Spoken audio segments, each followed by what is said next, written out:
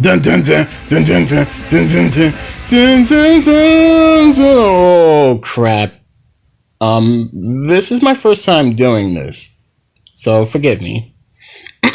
Previously on Zom100, Akira wasted 3 years of his life at an exploitative company, suddenly realizes he no longer has to work due to zombie rampage. Akira was then filled with newfound motivation to confess his feelings for his co-worker, but was then met with a tragic discovery. Despite his hardships, he unleashes all of his feelings for her and then runs away in separation. Akira then creates a zombie bucket list to live a life with no regrets. We continue on from this point.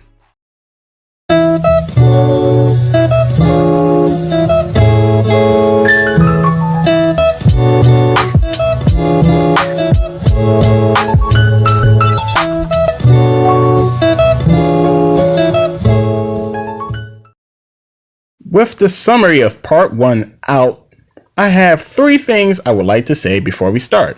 First, the editor's voice is really banged up. I can't do it anymore! So we have to find someone else to do the secondary commentary to keep things going.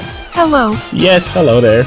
Second, if you have not read, watched, or at least seen the first part of Zom100 on this channel, then please, GTFO until you have. And lastly, and please do not forget, like, comment, and subscribe. If you enjoyed this and want more goodies that you might love from this channel, then support it. Alright, with that said, get your refreshments in order. Snacks, cola, flashback. Akira, our main MC, wakes up from a nightmare about his manager nagging him to death. Who let their gender-bent grandma into this dungeon? The worst part is that's what I was actually thinking when I first saw him. I guess the pot is black like the kettle. One of the first things our MC wants to do was to drink more beer. Again. Yeah, again. But I'm mainly disappointed because that's the dumbest thing to put on a list. I second that notion. But before that, he had to throw away some trash at a zombie. Meanwhile, the neighbors are having a realistic reaction towards the zombie apocalypse. And then Akira drops in like, "Hey guys, I'm going to the store. Would you like..." Why are they screaming? He doesn't look like a zombie. What would you do if you saw a random man sitting on the balcony? I don't know. Either push him off or ask him what he's doing. Why is your first thought is to push him off? Look, that doesn't fucking matter. Anyways, our MC made a tour de France down to 7-Eleven for some foo-foo and poo-poo paper. Including beer. Like the homie in the movie Akira.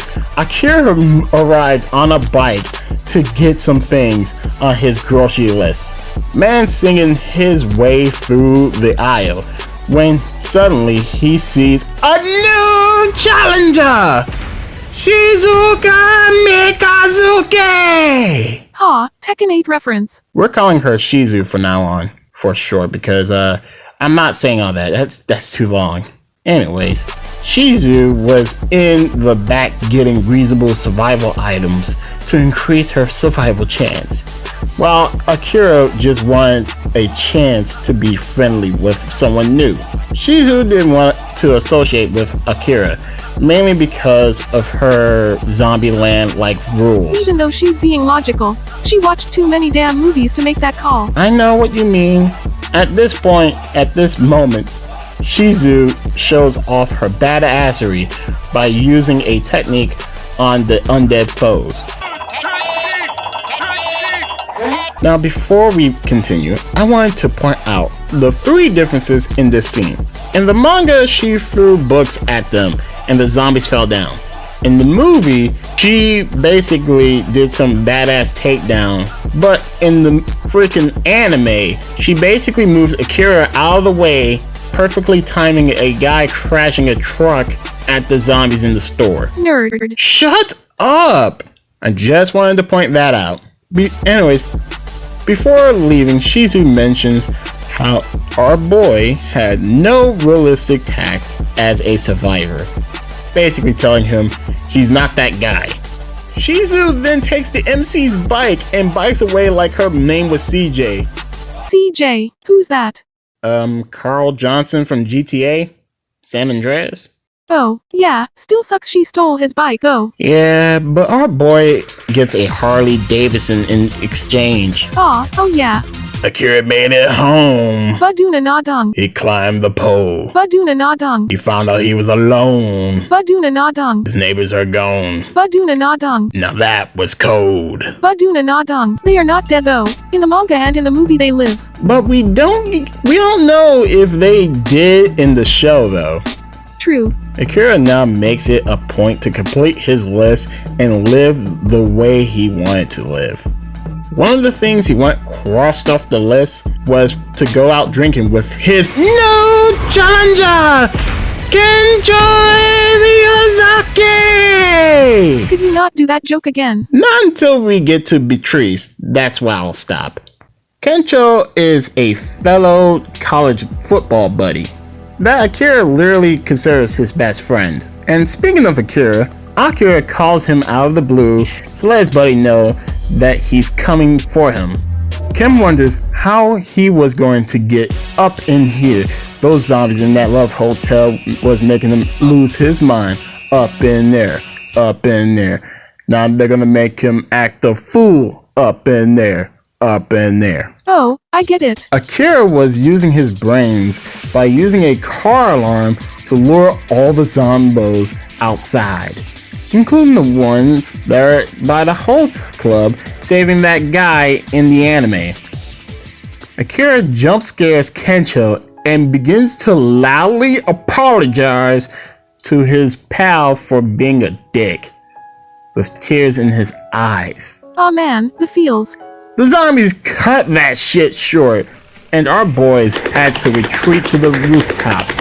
Kencho was about to accept their fate, but Akira put those air forces to work and said, nah, I'm pulling a Red Dawn in this bitch. And like the family in No Escape, mans flew to the other roof like Jackie Chan. Aw hell nah, we ain't doing that. Look, I'd rather die trying to live versus dying to zombies for not trying to live. True. Kencho has a heart-to-heart with his bro and tells him that his life sucked and the fact that he wanted to become a comedian. Akira told him to nut up or shut up since he wants his dreams to become reality.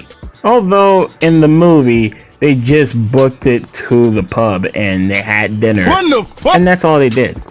Kencho also flew in the air and uses his special move. What move is that? Naked Sundance. The fuck? Although he scraped his boys after getting across. Not those boys doof. Time goes by. The boys are camping on the roof of a different building in Tokyo, like some rich ass ballers. Kencho knows how to throw it down with food, and Akira just sitting there playing Call of Duty Zombies while being reminded that he is maidenless. Didn't Akira Darod sandstorm his way through zombies? Yes, but our boy is still maidenless and still needs to complete his list on top of that.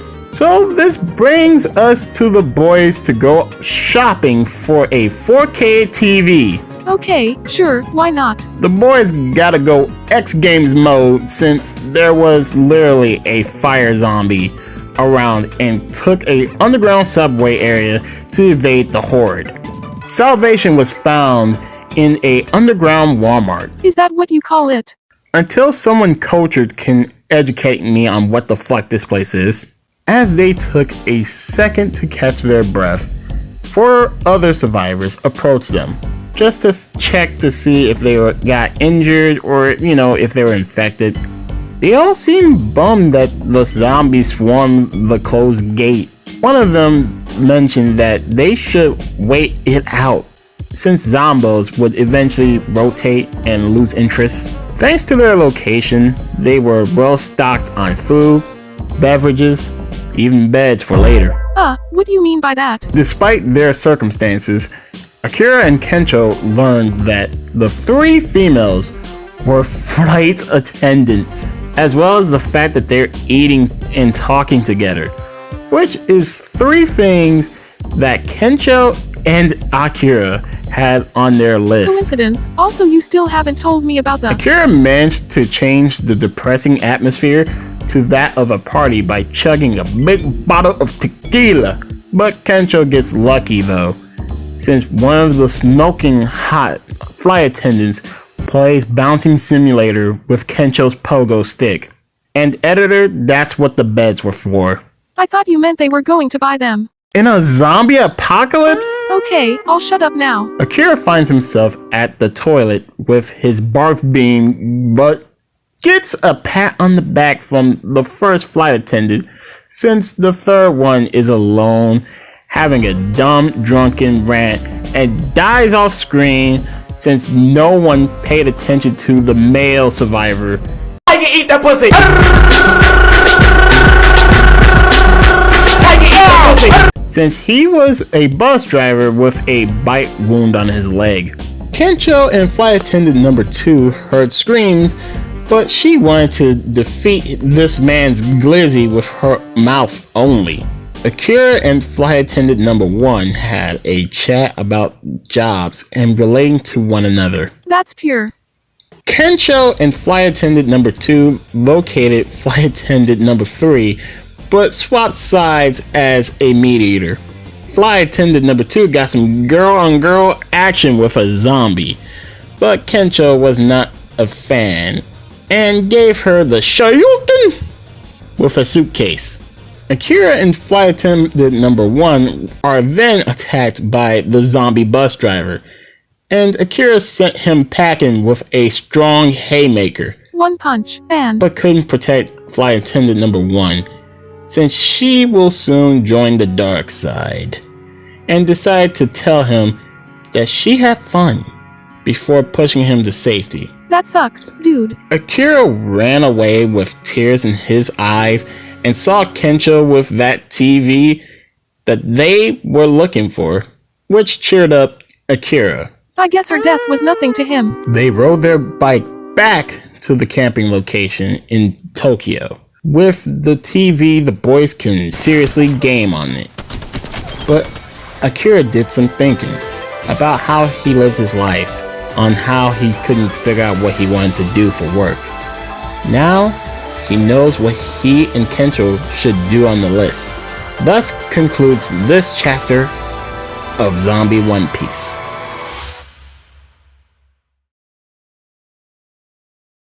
I never knew these characters' names outside of what Akira would call them by. Why was no one paying attention to this man? Akira has 0 riz. Ew, that's just nasty. How the hell Kensho got his clothes back? I did not know that homeboy in the anime didn't make it in the fucking movie. Fuck!